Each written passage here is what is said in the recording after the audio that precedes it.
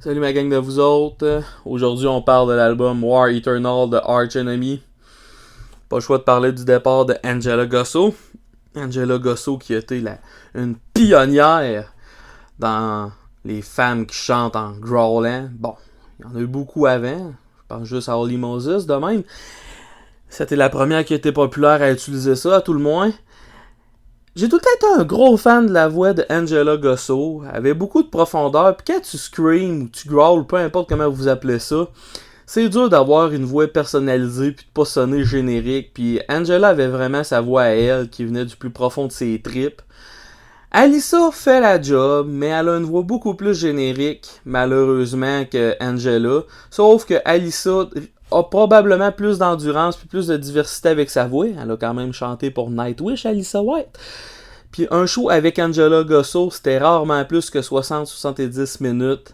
Alors que Alyssa White, j'espère juste qu'elle va amener plus de profondeur dans les spectacles. Sinon, pour les fans de Arch Enemy, vous serez pas trop en terrain inconnu avec Alyssa White. Elle fait la job en maudit, puis elle est cute à regarder. Ce qui est toujours intéressant.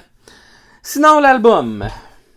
Arch Enemy, premièrement, avec la tune Never Forgive, Never Forget, la tune qu'il y a après la intro de 50 secondes que tu skips tout le temps, Arch Enemy se sont permis un peu d'expérimentation.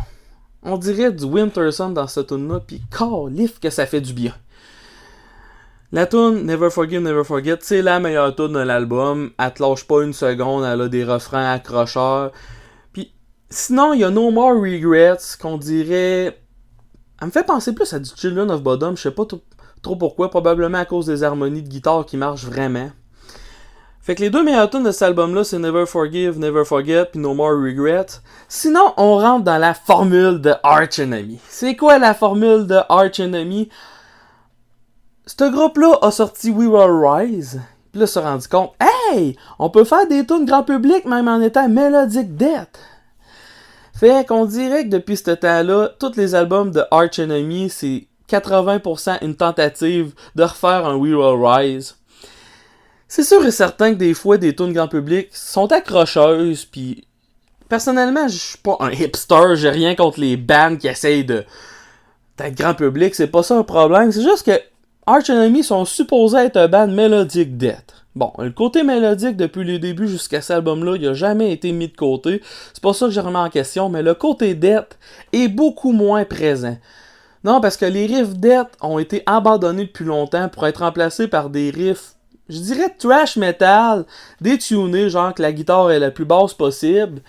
Ça fait que les riffs sonnent presque groove, mais ça c'est dans le but, bien sûr, d'être le plus grand public possible. Bref, un album de Arch Enemy, ça a tout le temps été un album où c'est qu'il faut que tu comptes les fillers. Cet album-là, heureusement, il y en a juste 4. Je dis heureusement parce qu'il y a beaucoup d'albums de Arch Enemy que la moitié, sinon plus, c'est des fillers.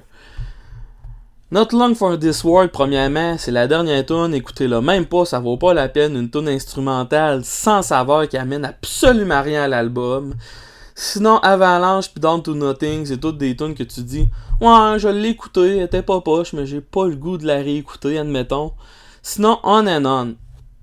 On and On, tu sens le travail pour faire une tune accrocheuse dedans, mais personnellement, pour moi, ça marche pas. Qu'est-ce que je trouve drôle, c'est après le solo, il y a comme une transition de guitare que ça fait « Wow! Hey, cette tune-là, elle a au moins 6 secondes de bon. » Ce qui est pas un bon signe. Puis c'est là la fin de la tune que je trouve qu'elle scrape vraiment. On dirait du Teenage Against, là, genre un chanteur hardcore de 17 ans qui se rend compte que la société c'est de la merde. Puis là, il chante avec le poing dans les airs. Je sais pas. La fin de cette tune-là me donne cet effet-là. Sinon, pour la première moitié, je dirais même le premier 2/3 de l'album, c'est toutes des tunes qui marchent. C'est War Eternal qui est le single de l'album, ou You Will Know My Name et tout, je crois que c'est un autre single de l'album. Ils marchent à leur façon, puis c'est pas des tunes excellentes ou géniales, mais c'est quand même des bonnes tunes. Bref, qu'est-ce que j'essaie de vous dire, c'est que si vous cherchez un album que vous allez aimer pour la plupart, Arch Enemy War Eternal fait la job. C'est juste que si vous êtes un gros fan de death metal, vous avez décroché après Stigmata, fait que écoutez même pas. Sinon, pour les fans de musique en général, comme j'ai dit, l'album fait la job. Puis pour les fans de Arch Enemy, vous serez pas un terrain inconnu. Moi, personnellement, j'ai aimé, mais sans plus. J'aimerais ça qu'Arch Enemy écrive plus de tunes comme Never Forgive, Never Forget. C'est pas juste une question de vitesse, là, c'est une question de trip, d'expérimenter. Je m'attends à ça pour les prochains albums. En tout cas, j'aimerais, c'est un souhait. Bref, tout ça pour dire que je donne à cet album-là un gros 7 sur 10. Rebonsoir ma gang de vous autres. Y'a-tu de quoi que j'ai oublié de parler dans cette critique-là? Je suis à côté de la track. Êtes-vous d'accord avec moi ou êtes-vous en désaccord? Quelle note que vous auriez donnée à l'album? Avez-vous des suggestions de quoi je devrais critiquer par la suite? N'hésitez pas à me laisser un commentaire. Ouais, t'as vraiment assuré, mon canard.